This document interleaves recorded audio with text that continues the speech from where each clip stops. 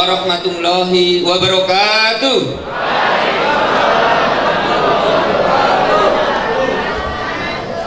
Masih kurang kompak ini, baru 55%.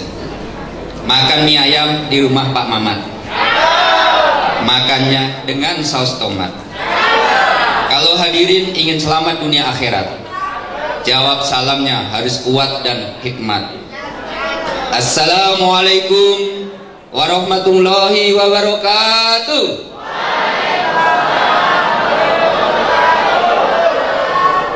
Alhamdulillah, alhamdulillahilladzi adhaba anal hazan. Inna rabbana laghafurun syakur. Ashhadu an la ilaha illallah wa ashhadu anna Muhammadan abduhu wa rasuluh sallallahu alaihi wasallam wa ala alihi wa ashabihi amma ba'du. Tiada kata-kata yang patut kami sampaikan melainkan manjatkan puji syukur kehadirat Allah Subhanahu wa taala. Pada kesempatan malam hari ini kita bisa berkumpul, semua adalah berkat nikmat Allah Subhanahu wa taala. Atas segala nikmatnya kita haturkan syukur dengan kalimat alhamdulillahirabbil alamin. Bersalawat pada baginda Rasulullah sallallahu alaihi wasallam. Semoga kita kelak di hari kiamat mendapatkan syafaatnya. Amin. Yang saya hormati narasumber kita yang sudah hadir tengah-tengah kita, Tuan Guru Bajang, Bapak Dr. Haji Muhammad Zainul Majdi LCMA. Selamat datang Tuan Guru Bajang. Mudah-mudahan barokah kedatangan Tuan Guru Bajang. Yang saya hormati Ketua Yayasan Pendidikan Indonesia Batam, Ibu Dr. Gigi Tenri Ikmu. Yang saya hormati Ketua STI Indonesia Batam, Bapak Dr. Haji Muhammad Juni Bedu LCMA. Yang saya hormati Rektor Universitas Indonesia Batam, dalam hal ini diwakili oleh Ibu Dr. Sumianti Esos MM MBD. Yang saya hormati Ketua Basnas Kota Batam, Bapak Haji Muhid MAG. Yang saya hormati Istasar NBDI Kota Batam, serta semua pimpinan pondok yang ada di Kota Batam. Yang saya hormati pimpinan Bank Syariah Indonesia yang ada di area dan Kota Batam. Bapak Ibu hadirin pada kesempatan pada malam hari ini. Baik, pada kesempatan malam hari ini adalah acara yang sangat luar biasa, kuliah umum dengan mengangkat tema membangun ekosistem ekonomi syariah, yang mana ini adalah sangat expert sekali ya. Oleh karena itu sebelum kita panggil narasumber kita, saya ingin menguji semangat para saudara, wabil khusus para peserta mahasiswa. Kalau saya sampaikan, mana suaranya? Mana semangatnya? Oke, kita cek dulu. Mana suaramu? Mana semangatnya? Kalau saya bilang siapa kita? Indonesia. Kalau saya katakan NKRI, harga mati di dada ya. Kemudian yang terakhir Stay Indonesia Batam Jaya. Oke, kita tes dulu. Siapa kita? Indonesia. Siapa kita? Indonesia. NKRI, Stay Indonesia Batam Jaya.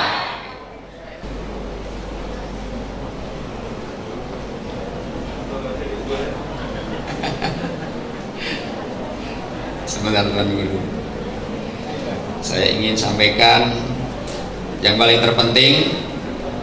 Beliau adalah narasumber yang sangat expert di bidangnya. Beliau akrab dipanggil Tuan Guru Bajang, lahir di Pancor, Salong, Lombok Timur, Nusa Tenggara Barat, tanggal 31 Mei 1972. Beliau selain ulama yang tidak diragukan keulamaannya, 2 kali sebagai legislatif, 2 kali sebagai eksekutif. Banyak sekali penghargaan yang didapatkannya. Ini sangat luar biasa. Beliau juga sebagai PP NWDI dan beliau saat ini sebagai Wakil Komisaris Utama Bank Syariah Indonesia. Berikan aplaus yang meriah. Baik, tanpa memperpanjang waktu karena waktu sangat berjalan, mohon izin Tuan Guru Bajang kepada Tuan Guru Bajang untuk menyampaikan materinya. Waktu dan tempat kami persilahkan.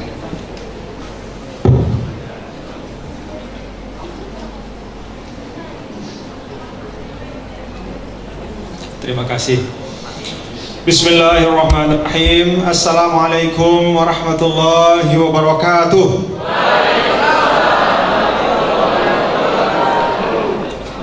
Alhamdulillah, alhamdulillah hamdal hamidin hamdal syakirin. Alhamdulillahilladzi an'ama alaina ni'matal imani wal islam wa kafa bihima min ni'mah. Segala puji hanya milik Allah Subhanahu wa taala yang mengkaruniakan kita semua nikmat iman dan Islam, dan cukuplah 2 nikmat itu menjadi pokok dalam kehidupan kita.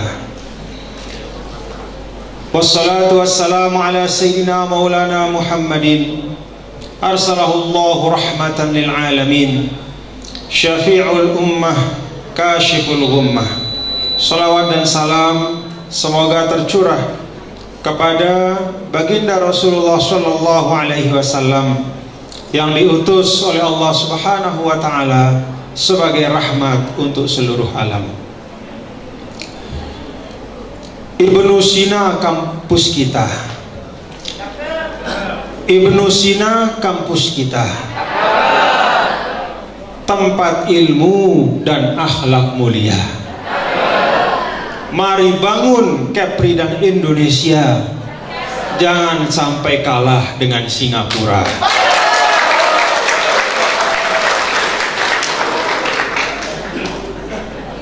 Dari pagi, bapak-bapak dan ibu, yang paling berat kalau ke Kepri ini adalah mikir mau pantun apa. Dari pagi ada 4 tempat tadi. Jadi di mobil saya ngetik terus apa yang saya pantunkan. Dan setiap kali saya berpantun, ternyata pembawa acara itu selalu berpantun dengan pantun yang jauh lebih bagus dan lebih indah dari saya. Jadi memang masyarakat Kepri, masyarakat Batam secara khusus, kalaulah ya, kita pakai istilah para ulama ya, para ahli bahasa Arab secara khusus ya, orang-orang ahli bahasa Arab itu mengatakan bahwa keindahan bahasa menunjukkan keindahan budaya dan akhlak. Mudah-mudahan seperti itulah masyarakat kita yang ada di Kepri. Yang saya muliakan Ibu Ketua Yayasan, pimpinan Sekolah Tinggi Agama Islam Ibnu Sina, pimpinan universitas, dan para tamu undangan yang tidak dapat saya sebutkan satu persatu, bapak-bapak dan ibu-ibu, puan-puan dan tuan-tuan, para alim ulama, para tokoh agama, tokoh masyarakat, bapak moderator, bapak pimpinan dari BSI, dan segenap mahasiswa-mahasiswi yang saya banggakan dan saya cintai. Sebagai orang pesantren, ketika menyebut para santri dan santriwati, para mahasiswa dan mahasiswi, itu selalu diiringi dengan doa, Fatahallahu alaikum futuhal arifin. Semoga Allah Subhanahu wa taala membuka hati dan pikiran ananda semua para mahasiswa-mahasiswi untuk mendapatkan ilmu-ilmu yang barokah. Alhamdulillah wa syukrulillah, pada malam hari ini kita bersilaturahim, dan ini kali kedua ya, saya bersilaturahim dengan keluarga besar Ibnu Sina. Yang pertama lewat Zoom, yang kedua offline. Alhamdulillah, keduanya kesan saya Ibnu Sina kampus yang luar biasa. Kenapa luar biasa? Ibnu Sina bikin kuliah umum tengah malam seperti ini. Ini luar biasa, nggak pernah ada kampus kuliah umum sampai malam seperti ini. Dan hebatnya, walaupun malam, tapi masih segar. Anak-anak semua, mahasiswa-mahasiswi. Itu artinya apa? Ibnu Sina telah berhasil menanamkan etos cinta pada ilmu kepada para mahasiswa-mahasiswi. Itu yang paling penting. Itu yang paling esensial di dalam menuntut ilmu. Karena bisa saja ada 1001 sumber pengetahuan, tapi kalau tidak ada kesadaran, tidak ada etos kecintaan pada ilmu, sia-sia. Sebanyak apapun sumber pengetahuan itu, sehebat apapun dosen-dosen yang membimbing kita, semegah apapun kampus tempat kita belajar, kalau tidak ada kecintaan menuntut ilmu. Ibnu Sina sudah punya itu. Alhamdulillah. Bapak Ibu, ini langsung saja Ananda semua ya. Ini temanya berat betul ya. Membangun ekosistem ekonomi syariah. Udah malam ya. Saya tahu betul Ustadz Juni ini sahabat saya dan menemani saya dari pagi tadi ya. Yang menemani saya sudah ngantuk, apalagi yang ditemani. Jadi kita udah malam ini. Kalau mendengar kata ekosistem, apa yang terbayang di pikiran kita? Ya, kehidupan. Emang benar ya, Ibnu Sina itu pinter-pinter. Kalau saya mau pakai caranya Abu Nawas ya, begitu saya tanya terus bisa jawab, saya pulang langsung. Ngapain saya kuliah di depan orang yang sudah tahu semua gitu. Lalu itu kan cerita Abu Nawas ya. Jadi begitu dia naik ke majelis, dia tanya, bapak-bapak, ibu-ibu, tahu nggak tema yang mau saya sampaikan sekarang? Tahu. Ya sudah, kalau tahu ngapain saya ngomong lagi? Dia pulang. Besoknya nanya lagi, begitu datang, bapak ibu tahu nggak tema yang mau saya sampaikan? Nggak tahu. Ngapain saya beritahu orang yang nggak tahu? Saya ngomong sama orang yang bodoh-bodoh. Pulang juga dia. Itu Abu Nawas. Tapi benar Ananda ya. Jadi kalau kita bicara ini yang pertama tentang ekosistem. Ekosistem itu secara abstrak ya, di back mind kita. Kalau kita pertama kali dulu belajar tentang ekosistem, kita belajar tentang ekosistem biologis ya. Tempatnya itu di biologi. Ekosistem yang kita pelajari di biologi itu adalah keterkaitan ya, dari beragam makhluk hidup dengan lingkungannya. Jadi keterkaitan manusia dengan hewan, dengan tumbuhan, dengan sumber daya hayati, sumber daya hewani, flora, fauna, dan seluruh natural resources atau sumber daya alam yang ada di sekitar. Itu disebut dengan satu ekosistem. Tapi yang kita bicarakan bukan ekosistem biologis dalam makna seperti itu. Yang kita bicarakan adalah ekosistem dalam arti ya, kesatuan ya, dari serangkaian hal-hal yang satu sama lain saling mempengaruhi. Jadi ada banyak hal yang tidak bisa berdiri sendiri. Dan kalau kita lihat dari makna ini, maka sebenarnya kita berbicara tentang kehidupan. Tidak ada dalam kehidupan ini siapapun, sehebat apapun bisa berdiri sendiri. Manusia yang dijadikan oleh Allah sebagai khalifah, dia memerlukan khalaqa lakum ma fil ardi jami'a. Manusia, kamu saya ciptakan dengan penciptaan yang terbaik, tapi kamu tidak mungkin bisa menjadi khalifah dengan dirimu sendiri. Maka Allah bilang khalaqa lakum ma fil ardi jami'a.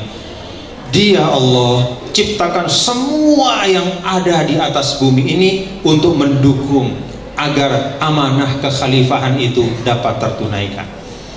Ekosistem adalah satu keterkaitan yang saling mempengaruhi antara elemen-elemen yang sama pentingnya dan sama sama pengaruhnya. Lalu ekonomi syariah. Saya mau bertanya, Ada enggak ekonomi syariah itu? Ada enggak ajaran ekonomi yang dibawa oleh baginda Rasulullah SAW? Ada enggak? Mana buktinya? Kenapa mahasiswa-mahasiswa mengatakan benar ada ekonomi Islam? Buktinya mana? Yuk, yang tadi yang menjawab ada. Ayo, siapa yang menjawab ada? Coba saya minta bukti empirik, ya, bukti empirik dan historis. Nggak usah bukti normatif. Kita nggak usah bicara Quran hadis dulu. Kita bicara bukti sejarah. Ada nggak? Anak-anakku, para mahasiswa-mahasiswi, bukti bahwa ekonomi Islam itu ada secara historis atau secara sejarah adalah pada saat Nabi kita, Nabi besar Muhammad Sallallahu Alaihi Wasallam hijrah ke Madinah. Beliau setelah membangun masjid, membangun satu pasar di Madinah. Jadi di Madinah pada waktu Rasul datang itu sudah ada pasarnya. Begitu Nabi datang, selintas saja beliau melihat bahwa ternyata pasar itu tidak sesuai dengan ide-ide Islam. Kenapa? Karena di dalam pasar itu ada eksploitasi, ada preman-premannya, ada yang misalnya katakanlah punya pengaruh besar, maka dia bisa membooking tempat yang luas di pasar itu, walaupun datangnya belakangan. Pokoknya dia mengatakan, nih pokoknya tempat saya ada atau tidak ada, nggak boleh ada yang nempatin di sini. Begitu pasar Madinah. Satu. Yang kedua, di situ berlaku sistem riba. Jadi membungakan uang dan memanfaatkan orang yang butuh. Ada orang yang susah, membutuhkan modal, datang ke pasar itu, ada orang yang punya modal, apa katanya? Saya kasih kamu sekarang 10, bulan depan kembalikan saya 20. Itu yang terjadi di pasar itu. Maka kemudian Nabi kita, Nabi besar Muhammad Sallallahu Alaihi Wasallam memilih satu tempat untuk dibangun pasar. Begitu Nabi pasang tenda untuk membuat pasar, ada datang tokoh Yahudi namanya Ka'ab ibn al-Ashraf. Dia orang yang berkuasa di pasar yang ada. Lalu dia tendang tenda itu. Dia potong batang kurma yang dipasang oleh Nabi sebagai penanda tempat pasar yang akan dibangun.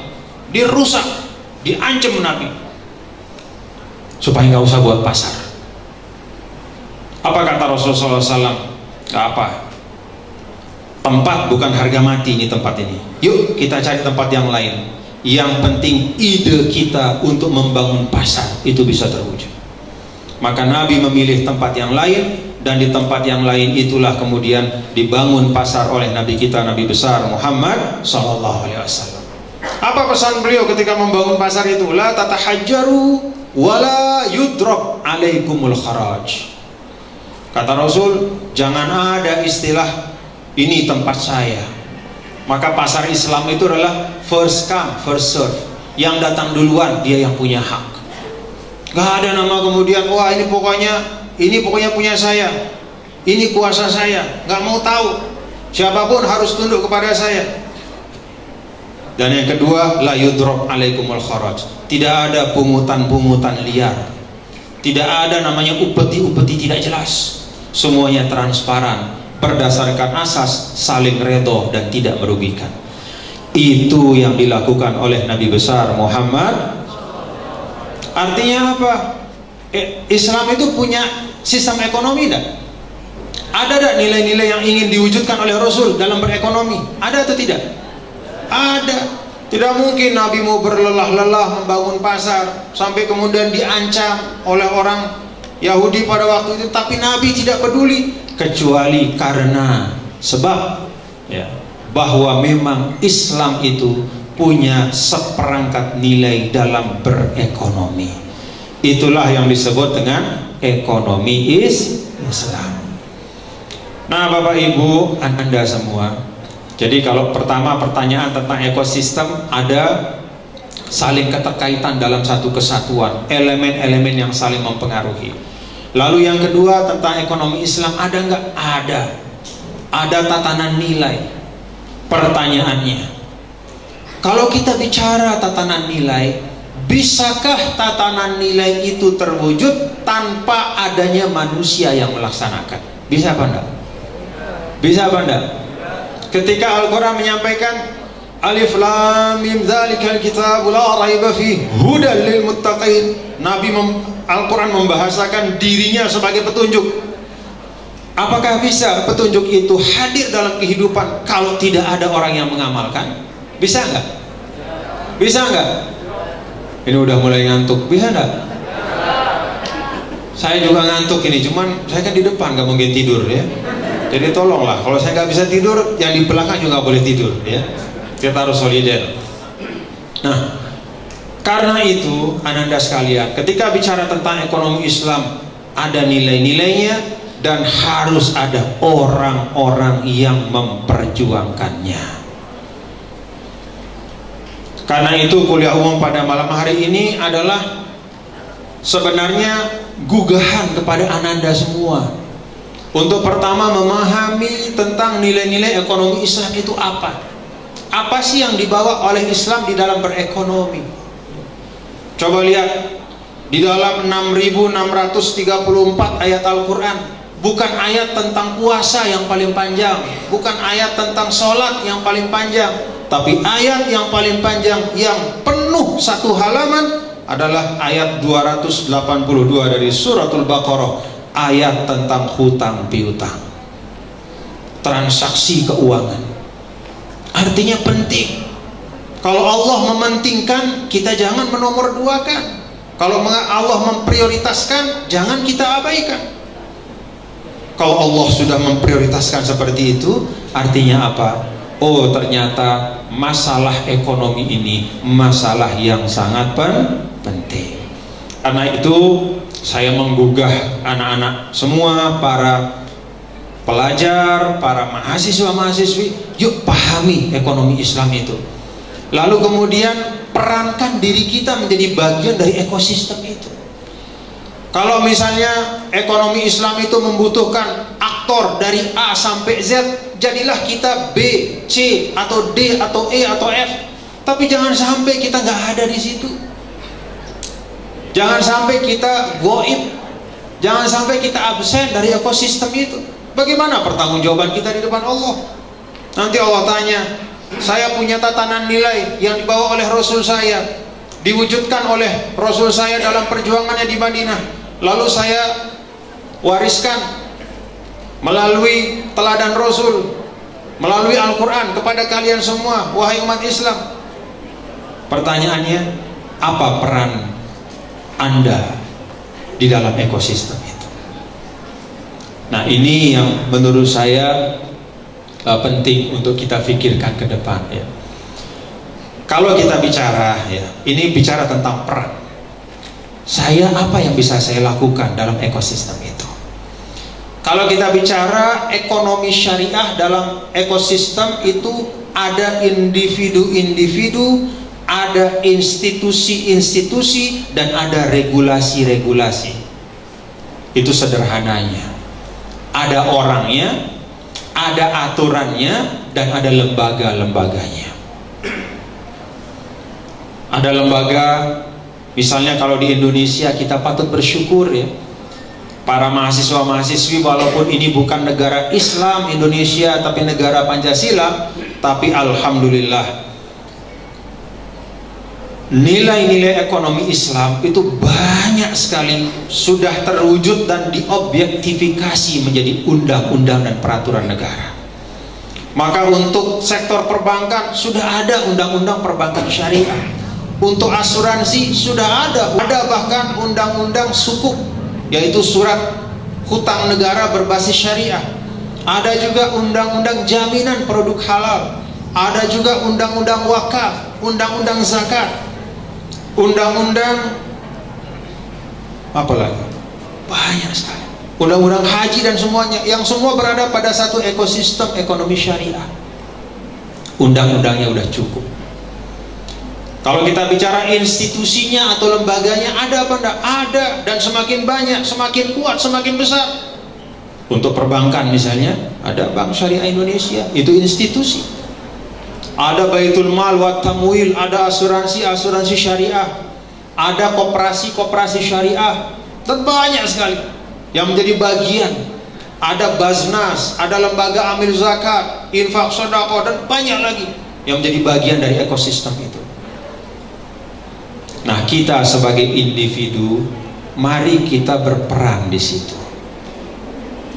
Bagaimana cara kita berperan? Kalau misalnya kita memiliki satu aktivitas ekonomi, katakanlah kita menjadi entrepreneur misalnya. Ketika kita membangun entrepreneurship itu, atau usaha kita, kewirausahaan itu, kita perlu partner, kita perlu lembaga pembiayaan, kita perlu mitra usaha, mitra kerja. Maka mari, ketika bicara tentang ekosistem ekonomi syariah, mari kita secara individu dengan sadar memasukkan diri kita ke dalam ekosistem itu. Bermitralah. Kalau kita punya usaha, kita bermitra sama, misalnya kita perlu supplier, kita cek supplier kita, ini supplier saya ini apakah supplier yang memang sudah memenuhi sertifikasi halal. Kalau misalnya ternyata nggak jelas kehalalannya, nggak usah pilih supplier yang misalnya memenuhi sertifikasi halal. Itu bagian dari kita ikut membangun ekosistem. Itu yang konkret, nggak usah banyak omong kita, tapi dengan kemampuan sekecil apapun kita memasukkan diri dalam ekosistem itu. Kalau kita misalnya sudah menjadi orang yang memiliki akses ke lembaga finansial, dengan kata lain menjadi nasabah bank, ya kita pilih bagian dari ekosistem ekonomi syariah. Kita lihat perbankan, kita pilih, kita dengan sadar ikut di situ, menjadi nasabah di situ. Ini yang kita lakukan dalam membangun ekosistem syariah itu. Kalau semua individu kita berpikir dengan cara berpikir yang sama, ingin kontributif, saya ini mahasiswa Ibnu Sina, saya ini pengusaha belum, saya ini anggota DPRD juga belum, sehingga belum bisa menghasilkan regulasi yang mendukung ekosistem ini. Tapi saya sebagai individu punya uang, misalnya, saya punya uang jajan dari ayah saya 500.000, kemana saya taruh, di mana saya tabung? Di situ kita bisa menjadi bagian dari yang membangun ekosistem ekonomi syariah. Allah tidak minta pertanggungjawaban dari apa yang di luar kemampuan kita, tapi Allah akan tanya apa yang kita mampu, itu yang Allah akan tanya. Allah tidak akan menanyakan kepada kita, anak-anak mahasiswa-mahasiswi, kenapa Timur Leste lepas? Nggak akan ditanya. Kita nggak ngerti apa-apa, kita lahir baru sekarang. Kita sekarang ada, Timur Leste sudah bukan bagian Indonesia, bukan tanggung jawab kita. Yang Allah minta pertanggungjawaban adalah apa yang kita mampu. Karena itu mari kita exercise, kita lihat dalam lingkup kita saat ini, madza astati an usahim, apa yang what can I contribute, apa yang saya bisa kontribusikan. Bagaimana supaya saya bisa menjadi bagian dari ekosistem ekonomi syariah itu. Nah, tentu dosen juga ruangnya beda, tentu yayasan juga ruangnya beda, dan semua itu ada pertanggungjawabannya. Pertanggungjawaban kesejarahan kita, dan pertanggungjawaban kebangsaan kita, serta juga pertanggungjawaban keagamaan kita. Itu saja yang ingin saya sampaikan. Terima kasih, mudah-mudahan ada manfaatnya. Ada tanya jawab apa langsung kita tutup? Oke. Soalnya ada pantun satu. Ya, kalau misalnya kita tutup saya langsung baca pantun. Tapi kalau tanya jawab saya tahan dulu pantunnya. Silakan. Makasih. Terima kasih Tuan Guru, luar biasa.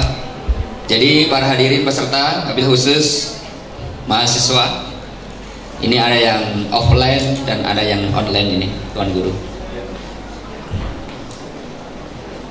Jadi sebelum Q&A dengan mahasiswa, sedikit ini Tuan Guru, di STE ini ada 3 prodi, yaitu pertama prodi pendidikan agama Islam, yang kedua prodi hukum ekonomi syariah, yang ketiga prodi pendidikan Islam anak usia dini. Nah, mana yang paling penting di saat pandemi seperti ini, dalam artian pandemi ini tidak hanya meluluh lantakan faktor kesehatan, ada dampaknya juga pendidikan, ada juga dengan ekonomi. Saya mengutip salah satu pernyataan buku Profesor Dr. Mokhtar Latif.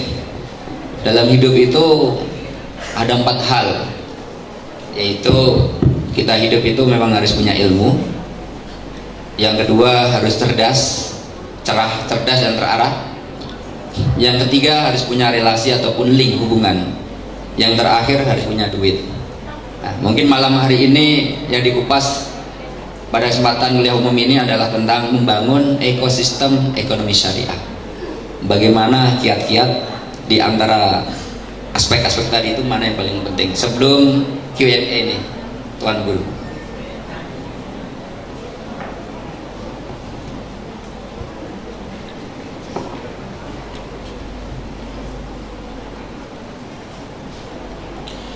Lebih penting mana, mesin apa roda mobil? Hah? Lebih penting mana, mesin apa roda mobil? Hah? Ditanya lebih penting mesin apa roda, jawabannya bensin. Emang benar-benar pinter mahasiswa Ibnu Sina. Itu namanya bukan out of the box tapi without box. Jadi boxnya udah nggak ada, itu hebat.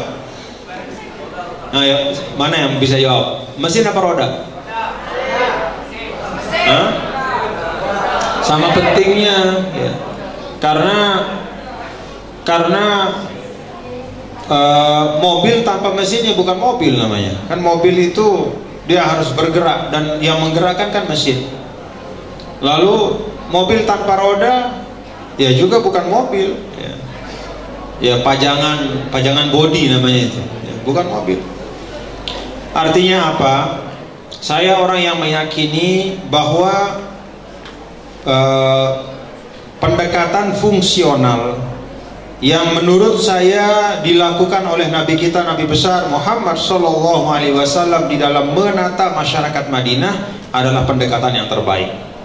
Semuanya penting, semuanya ada tempatnya, semuanya memiliki fungsi, dan fungsi itu sama vitalnya di dalam membangun sesuatu. Kalau ditanya tentang 4 hal itu, menurut saya keempatnya sama-sama penting. Mana lebih penting? Sayyidina Abu Bakar atau Sayyidina Abu Hurairah? Sama-sama penting. Yang satu khalifah pertama, yang satu periwayat hadis yang paling banyak. Kalau ada khalifah, ada yang meneruskan kepemimpinan politik, tapi tidak ada yang meriwayatkan hadis, kita nggak tahu gimana cara sholat. Nggak sempurna agama kita. Jadi semua memiliki fungsi dan semua saling melengkapi. Karena itu saya kembali kepada tadi di awal bicara ekosistem, bicara ekosistem.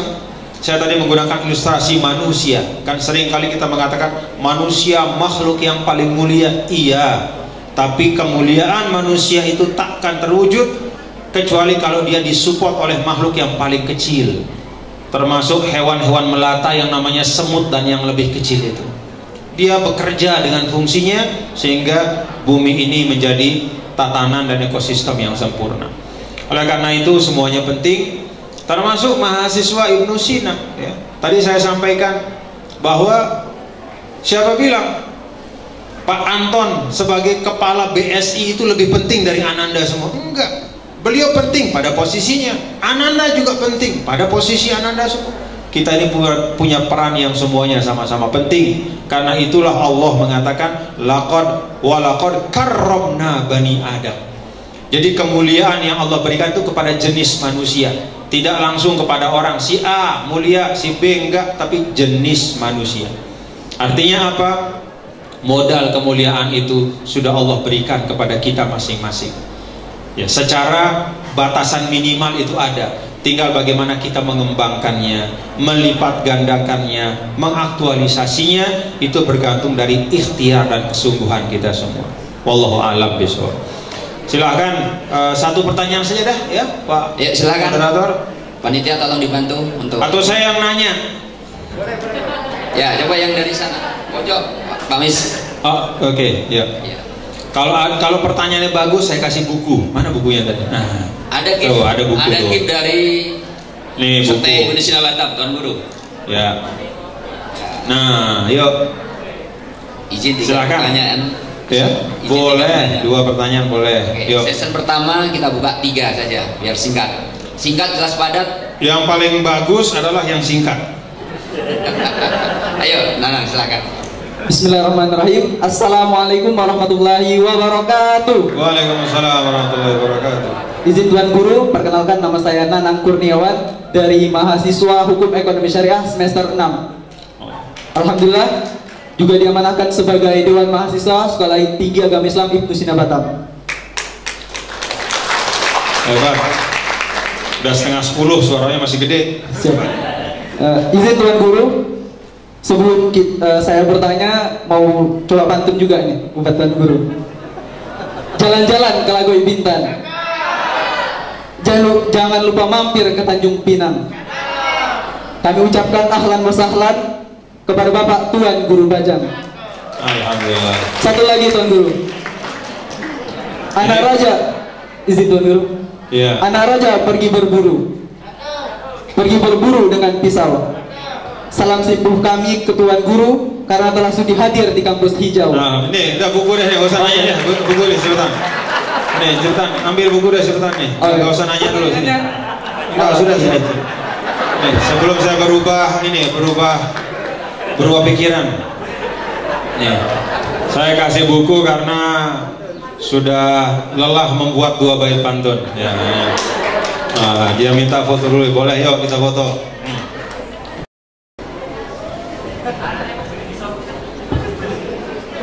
Ya, yang lain silakan. Silakan yang lain. Dari perempuan 1. Oke, Pak Mis.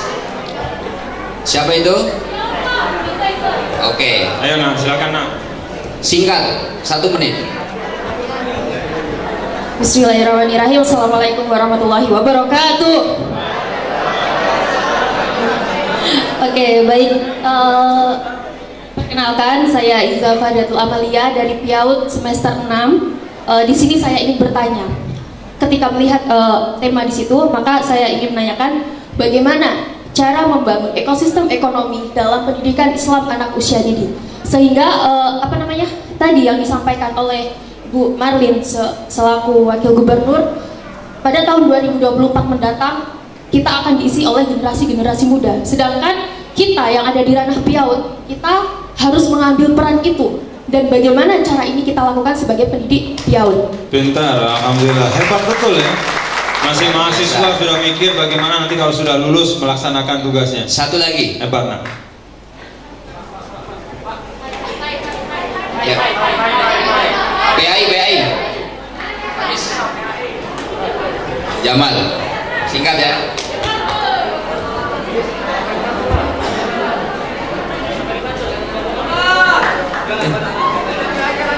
Bismillahirrahmanirrahim.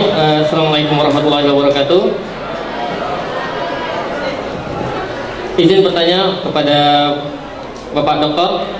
Kita tadi dijelaskan tentang mengenai peran. Nah, justru memiliki peran itu ada beberapa yang terkait, baik dari individu, institusi ataupun lembaga. Nah, kita punya beberapa pengalaman yang sudah saya dapatkan. Beberapa institusi keuangan berkembang di tingkat global maupun domestik itu sedikit menurun.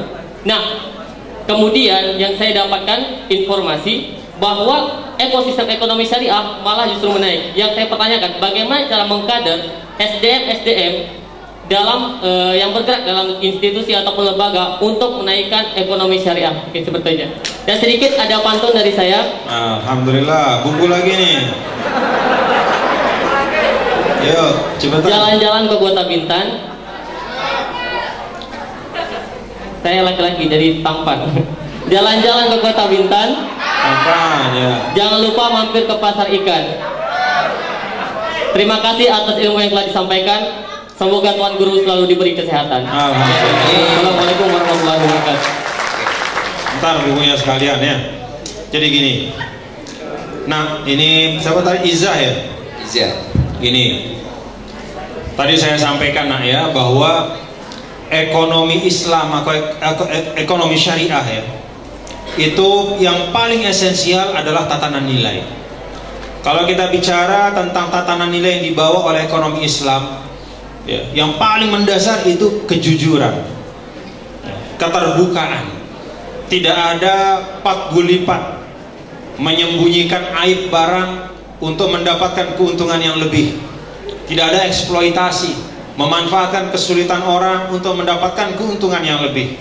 Tidak ada monopoli, menyimpan dan menimbun barang yang diperlukan sehingga kemudian dia bisa memaksakan harga yang dia mau untuk dibeli oleh konsumen. Ada kejujuran.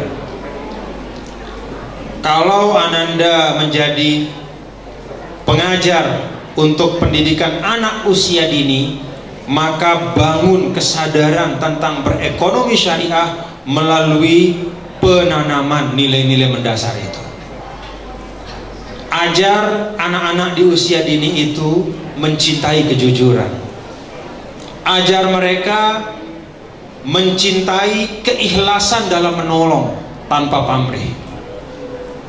Ajar mereka untuk menyampaikan apa adanya, sesuatu yang ada pada mereka, keadaan yang ada, dengan tanpa menyembunyikan atau katakanlah memanipulasi. Ajar kejujuran. Itu salah satu dari cara membangun kesadaran, sehingga ketika dia dewasa, maka dia akan cinta kepada segala macam praktek yang di dalamnya ada nilai itu. Dan dengan demikian, insya Allah dia akan menjadi bagian dari ekosistem ekonomi syariah itu. Yang kedua tadi tentang gimana cara mengkader, langsung saja konkret ya. Nah, Pak Anton ini tugasnya ya. Pak Anton tugasnya BSI untuk nanti bisa mentrain ya, membuka 1-2 sesi atau sesuai yang diperlukan untuk anak-anak muda. Kalau di sini kita bicara Ibnu Sina, ya dimulai dari kampus Ibnu Sina ya, tentang kesadaran. Tapi bukan kesadaran yang istilahnya kognitif. Oh ya saya tahu, oh ya betul begini, oh ya ini bagus. Bukan hanya itu. Kesadaran yang membuahkan gerak ya. Kan di dalam Islam al-ilmul nafi' huwal ilmul ladzi yab'atsu 'alal amal. Ilmu yang bermanfaat, ilmu yang mendorongmu untuk melakukan apa yang ada pada ilmumu itu. Jadi Pak Anton punya tugas ya. Saya sebagai Wakil Komisaris Utama Bank Syariah Indonesia, saya tugaskan Pak Anton nih untuk membuat ya, kegiatan yang di situ ada tidak hanya memahamkan, mencerdaskan, tapi juga bisa menggerakkan semangat para mahasiswa-mahasiswi kita untuk ikut bersama membangun ekosistem ekonomi syariah. Ini yang dapat saya sampaikan. Saya mau kasih bukunya ya buat siapa tadi? Nak? Ada Iza. Sini nak, Iza. Ini juga ada 5 ini Tuan Guru, mohon izin. Sepertinya kayaknya kurang adil kalau yang 2 ini nanti dibawa pulang. Jadi izin 2 kali untuk penanya, 2 menit saja Tuan Guru. Ini apa?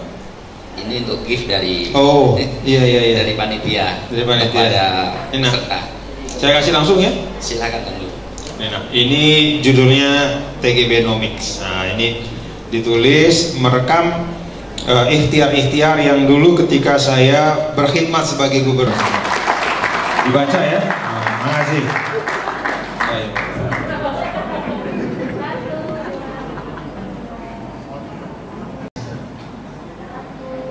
Jilbab. Ayo, 1 menit. Bismillahirrahmanirrahim. Assalamualaikum wabarakatuh. Assalamualaikum warahmatullahi wabarakatuh. Izin saya bertanya, saya mahasiswi STAI Ibnu Sina Batam, Prodi PAI semester 6. Tadi kata Bapak, kita harus bisa membangun ekosistem ekonomi syariah dengan cara bisa melalui bermitra atau bernasabah. Nah, pertanyaan saya, contoh jika saya mahasiswa ingin bermitra dengan Bank Syariah Indonesia, bermitra dalam usaha kecil-kecilan, apakah Bank Syariah Indonesia atau Bapak sendiri akan membantu mahasiswa atau mahasiswi dalam bermitra untuk membantu membangun ekosistem ekonomi syariah dalam mahasiswi STAI Ibnu Sina Batam. Terima kasih. Luar biasa. Satu lagi terakhir. Silahkan yang depan ini. Oh. Assalamualaikum warahmatullahi wabarakatuh. Assalamualaikum. Perkenalkan, nama saya Muhammad Ihsan, guru PAI SMP Ibnu Sina. Saya sedikit ingin bertanya, saya terutama inginlah bagian dari ekosistem ekonomi syariah. Contoh, ketika kita ingin mengajukan pinjaman di bank syariah itu terlalu banyak persyaratan-persyaratan sehingga kita beralih ke bank konvensional. Di bank konvensional itu bila berkas surat dibantu katanya, tapi kalau ini terlalu banyak sehingga kami beralihlah ke bank konvensional. Pertanyaannya, siapa nanti yang akan itu di bank mana? BSI. BSI di mana, di cabang mana? Batam. Di Batam ya. Pembiayaan apa? Mobil. Pembiayaan mobil? Iya. Oh. Intinya begini. Banton ya nanti. Intinya begini, Tuan Guru. Apakah ketika kita sudah ditolak di BSI itu amankah dari pertanyaan Allah nanti di akhirat? Kenapa pilih bank konvensional nggak pilih bank BSI? Maka kami akan menjawab ditolak BSI. Terima kasih. Assalamualaikum warahmatullahi wabarakatuh. Waalaikumsalam warahmatullahi wabarakatuh. Terima kasih. Yang pertama, Ananda tadi mitra ya. Saya pikir semua lembaga keuangan, apalagi Bank Syariah Indonesia ya, sangat mendukung ya. Yang penting kan jelas apa yang mau diusahakan gitu ya, potensinya seperti apa gitu.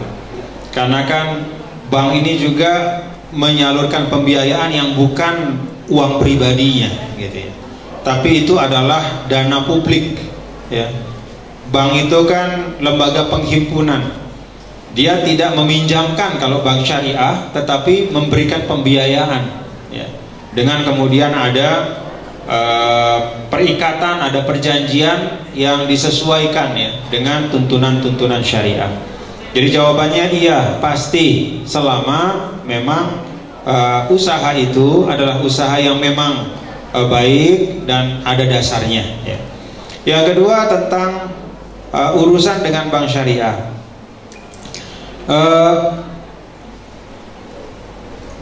Ada kasus ya, di mana sebagian mengatakan kalau di bank syariah itu, ini mungkin tidak langsung ya, tapi ini agak mirip. Di bank syariah itu kok mahal katanya, pembiayaannya kok mahal. Kita minta pembiayaan, tapi kok mahal sekali ya jatuhnya gitu. Beda dengan bank konvensional. Benar tak mahal jatuhnya? Ternyata seringkali persepsi seperti itu adalah karena kalau kita berhubungan dengan bank syariah itu memang di awal akad itu sudah dijelaskan rupiahnya sekian, nanti sampai akhir Anda mencicil pembiayaan itu Anda membayar sekian sekian sekian, yang kemudian kalau dihitung karena langsung rupiahnya itu seperti banyak. Sedangkan kalau di konvensional tidak disebut rupiahnya, tapi persentase.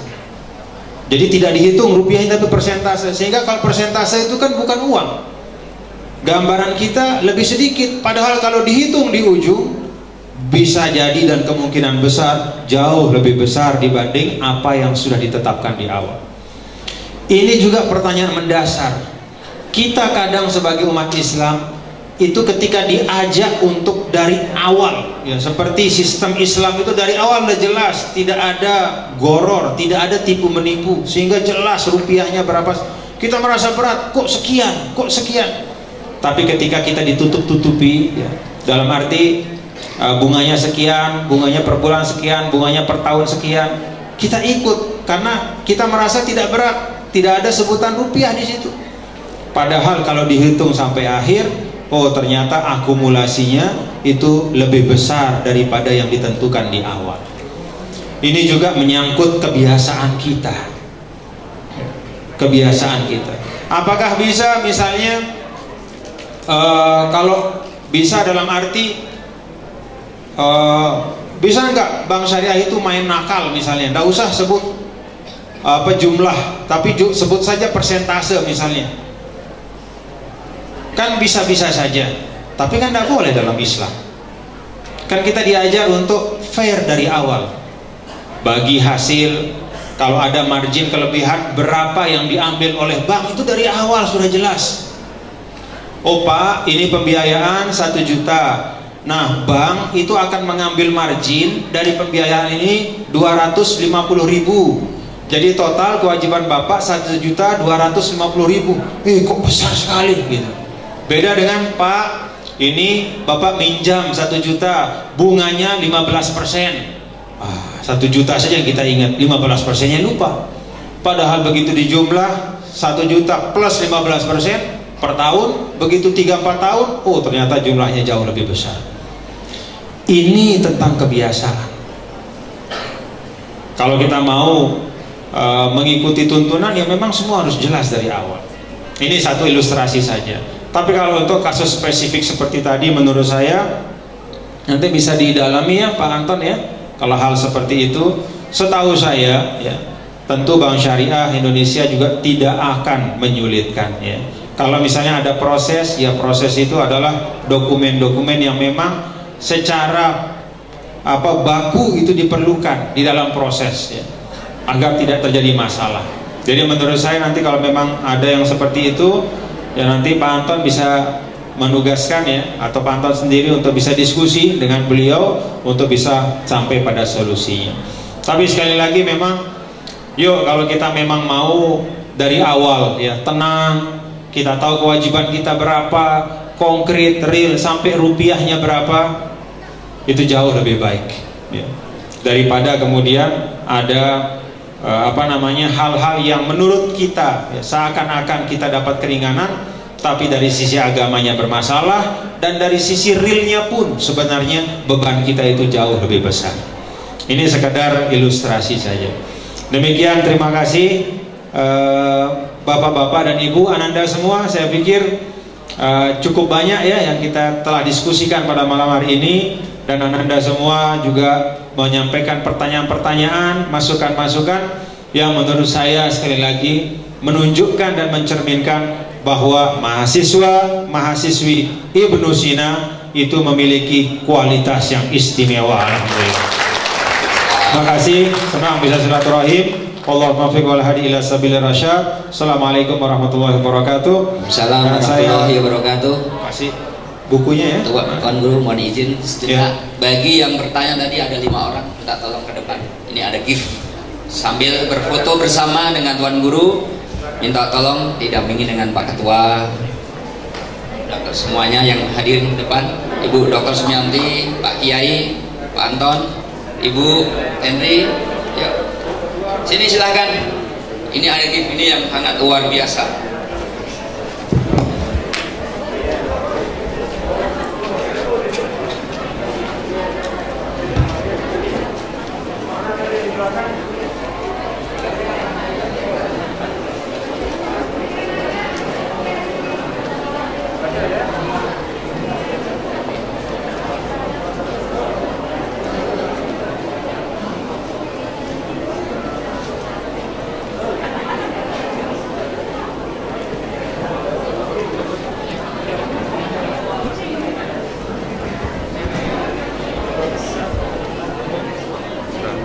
Harap setelah ini Tuan Guru dapat tetap di tempat karena ada penyerahan cenderamata dari